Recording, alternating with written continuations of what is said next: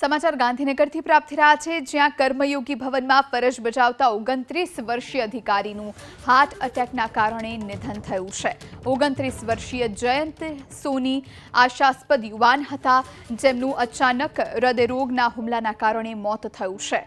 હોસ્ટેલમાં તેમને છાતીમાં અચાનક દુખાવો થતા ચેકઅપ માટે ગાંધીનગરની સિવિલ હોસ્પિટલ લઈ જવામાં આવ્યા। સિવિલ હોસ્પિટલમાં સારવાર દરમિયાન તેમનું મોત નીપજ્યું છે। પ્રાથમિક તારણમાં તેમનું નિધન હાર્ટ એટેકના કારણે થયું હોવાનું સામે આવી રહ્યું છે। મૂળ રાજસ્થાનના રહેવાસી અધિકારીએ થોડા સમય પહેલા ક્લાસ 2ની પરીક્ષા પાસ કરી હતી। ગાંધીનગરમાં ક્લાસ 2 અધિકારીનું હાર્ટ એટેકના કારણે મોત થતાં પરિવારમાં શોકનો માહોલ જોવા મળી રહ્યો છે। તો હોસ્પિટલમાં સારવાર મળે એ પહેલા જ અધિકારીનું નિધન થયું છે।